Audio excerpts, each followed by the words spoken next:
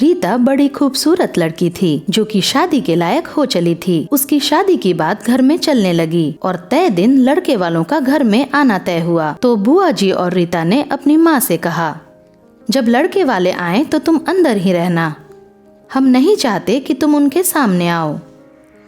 एक तो तुम सौतेली हो, ऊपर से बदसूरत। असल में रीता की माँ का चेहरा काफी हद तक जला हुआ था। माँ ने कुछ नहीं कहा और बस मुस्कुरा दिया कि ठीक है, मैं उनके सामने नहीं आऊंगी। हालांकि पिता ने बहन और बेटी को समझाने की कोशिश की तो बड़ी बहन नाराज हो गई। लड़के वाले आए और रिश्ता भी पक्का हो गया। उसके पिता ने शादी की तारीख भी तय कर दी। तब रीता ने अपनी माँ से कहा कि देखा, तुम्हारे सामने नहीं आने से मेरा रिश्ता तय हो गया। बस कुछ ही दिन की बात है, फिर तुम्हारा ये मनहूस चेहरा मैं कभी नहीं देखूंगी। माँ फिर से मुस्कुरा दी। रीता अपनी शादी की तैयारी में माँ को कभी सामने नहीं रखती, ना ही अपने सामान को हाथ लगाने देती। तब भी माँ ने उसे कभी कुछ नहीं कहा।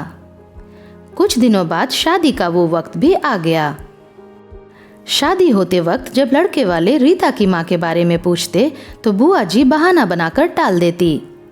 लेकिन आखिर विदाई के वक्त लड़के वाले रीता की माँ से मिलने की बात पर अड़ गए और गुस्से में रीता की माँ को बुरा भला कहने लगे कि कैसी माँ है ये जो अपनी इकलौती बेटी की विदाई में भी नहीं है। अपनी पत्नी के बारे में अपशब्द सुनकर रीता के पिता से ना रहा गया और उसने कहा, बस कीजिए आप लोग, मैं बताता हूँ कि आखिर क्यों वो सामने नहीं आई। रीता की पहली माँ तो उसे जन्म देकर ही भगवान को प्यारी हो गई। उसकी परवरिश के लिए मैंने दूसरी शादी की एक बेहद खूबसूरत लड़की से। रीता की परवरिश अच्छे से हो इसलिए उसने अपनी औलाद की कभी इच्छा नहीं की। लेकिन उस दिन जब रीता 3 साल की थी तब हमारे घर में अचानक आग लग गई थी और रीता उस समय अकेली सो रही थी।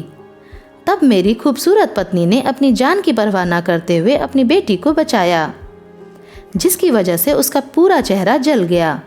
अगर उस दिन इसकी माँ इसे ना बचाती तो शायद आज ये इस दुनिया में ना होती और मेरी पत्नी आज भी सुंदर होती। ये सुनकर दुल्हन बनी रीता की आंखों से झरझर आंसू बहने लगे और वो अपनी माँ को पुकारती उसके कमरे की ओर दौड़ पड़ी, जहाँ उसकी माँ रीता की बचपन की एक छोटी सी गुड़िया को अपनी बाहों में पकड़े फूट फूट कर रो रही थी। रीता दौड़कर अपनी माँ के पास गई और अपने किए के लिए माफ़ी मांगने लगी।